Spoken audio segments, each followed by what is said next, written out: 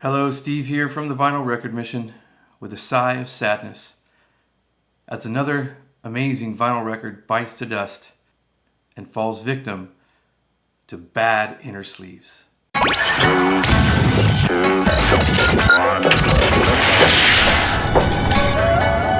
two favorite guys, Ryan and Steve from the Vinyl Record Mission. So if you watched Dig number 19, you saw some pretty cool jazz, some mid 50s to late 50s, great bop jazz. Charlie Parker, Dizzy Gillespie, Oscar Peterson, and I brought home some of those records, and some of them, sadly, I should have left there. But nevertheless, it made for a great example for you as to what to look for and what to avoid. And I'm going to start with the record that I was hoping to be in excellent condition and playable first, and it's this right here, this 1957 mono press on the Clef Verve label, Charlie Parker, Jazz Perennial. It's got Charles Mingus on it. It's an amazing record, and I thought it was going to be in nice condition, and I pulled it out to find it looking like this. Yeah, you see that? That was very unnerving. And for some reason, this sleeve seemed a little modern for 1957. It's not the typical 1957, as you'll see in the records that I'm going to show you after this. But I haven't even taken this out of the sleeve yet because I wanted to do it on camera with you guys and see if this is even off-gassing. This looks like something completely different. It could be, and this looks like PVC, but we're going to go ahead and take it out of here. It's on both sides, you can see, but it's weird because it looks like you can press down on it. It almost seems like it might be moisture. And this collection did come out of a storage unit. So it's a risk sometimes, temperature fluctuations, humidity levels, all of that can affect off-gassing and mold in records and even warping. And in this case, I don't know what to think of this, but let's take it out and see what we got on the inside. So it's obviously kind of stuck, but when you pull it off, it releases. And see, it's like, that's thick. And yeah, it looks like, look at that. All over the record. All the way around. Yeah, both sides. So I'm going to wipe this down and see if this even comes off. And I can't really tell. The record looks like it might have a lot of surface marks, so it may not even be in that great a condition, but I really couldn't tell because of all those lines. But yeah, this is a great recording on that Verve Clef, the Clef horn trumpet player there. Let's get it wiped down and see what it sounds like.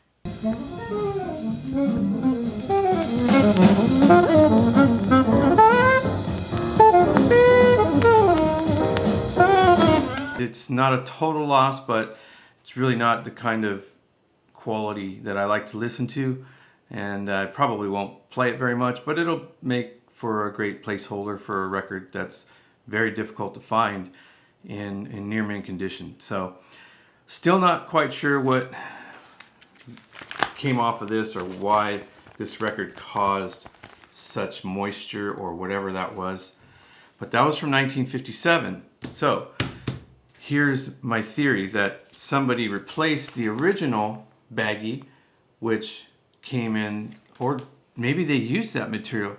But I have a record here from 1961 from the same company, from Verve, and this is also in one of those baggies.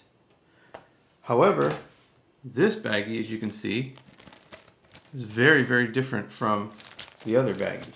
And upon removing the record from there is absolutely no hazing or off-gassing or anything from that material. So you can clearly see a difference between these two sleeves. One of them, you can hear it. This one is thick over here, and this one is like crumbly. So very, very different materials there. We'll not be putting the record back in this, that's for sure. We'll go in an HDPE paper-lined polyethylene sleeve when we are finished. So that's record number 2 that I got from there, which was actually good. And I pulled all these records too because they're all from about the same time period. This record here, this is the Chico Hamilton Quintet, and it's got some decent guys on here. You've got, of course, Chico Hamilton on drums, and cellist composer Fred Katz on cello, and then you've got Joe Paisano on guitar, Carson Smith on bass, and Paul Horn on alto sax and flute. At one point, Eric Dolphy even played in the Chico Hamilton Quintet, but not on this particular record. This was recorded in 1957, and it's on Decca. And this, as you can see, it's in those inner sleeves, right? At one point in time, this was $1.95. Yeah, not bad, huh? And this is another one, beautiful condition. The cover, great soundtrack jazz. The Sweet Smell of Success, Burt Lancaster, Tony Curtis, 2 icons in the acting field. And so here you go, another loose, baggy, concave bottom, right? This is on the Decca first pressing, black and silver. And upon removing this, there is no residue at all. So that is 2 records that have absolutely no residue left behind from any signs of off-gassing or mold or moisture, that actually did a great job at protecting the vinyl for 60 some odd years, right? That is very, very reassuring to me. I'm very happy with that record being in that condition. And then we're moving on to 1960, and this is a private press right here. This is a reissue, but remastered, I guess you could say, from original analog master tapes of Charlie Parker. Historical Recordings number 1, never previously released. Again, 1960. And this one will surprise you. This I've seen many times, but never quite in this nice a condition.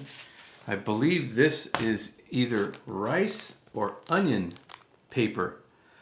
And I have seen these leave ghosting marks or hazing, or I don't believe they off-gas. I mean, onions give me gas, but they don't off-gas in the paper form. But too much information, right? And this, again, you saw ripples on the, but none of those ripples are transferred to the vinyl. Not one of them. So again, the rice paper proves to be, pretty safe. I just love these things. They're just so cool. Sometimes I want to roll it up and make a spring roll with that. Not really. And then lastly, here's a modern record that I pulled from 1983. Yeah, this is a New Zealand jazz pianist, New Zealand-born Alan Broadbent with bassist Putter Smith. And this is a private type press. He was born in 1947 in New Zealand, and then he later on went to Berklee School of Jazz in 1960, and came over here to the States and has been making some great independent jazz. And this record came in, and remember this is 1983, came in a very nice HDPE anti-static back, inner sleeve. And you can see it's got the ripples, right? It's got those ripples that we all fear are going to be transferred, and at some point in time we've come across records that have had those ripples on the vinyl, right?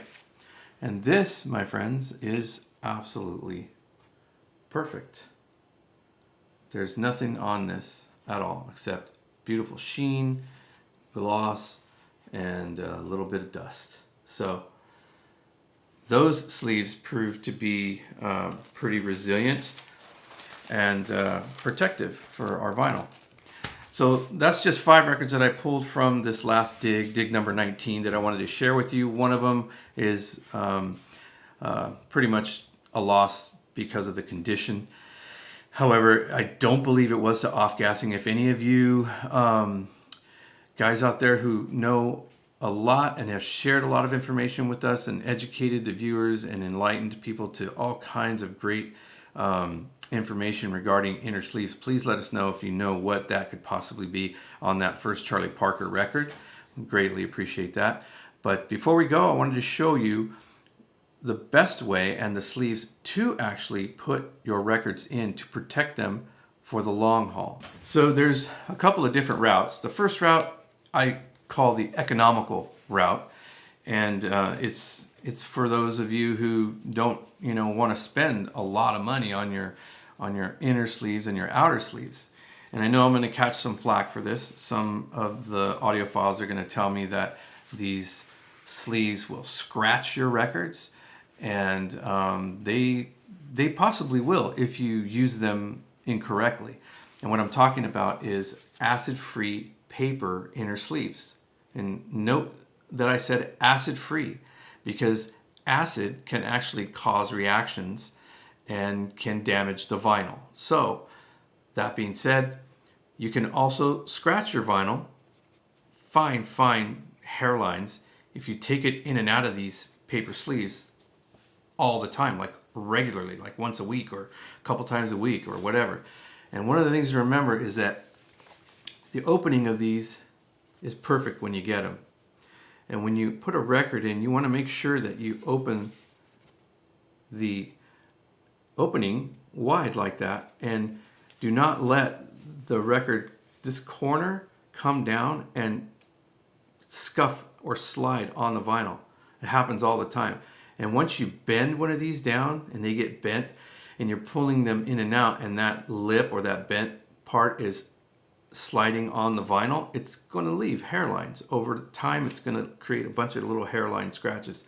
So if you just make sure that you open up your record like this before you slide in your vinyl, right?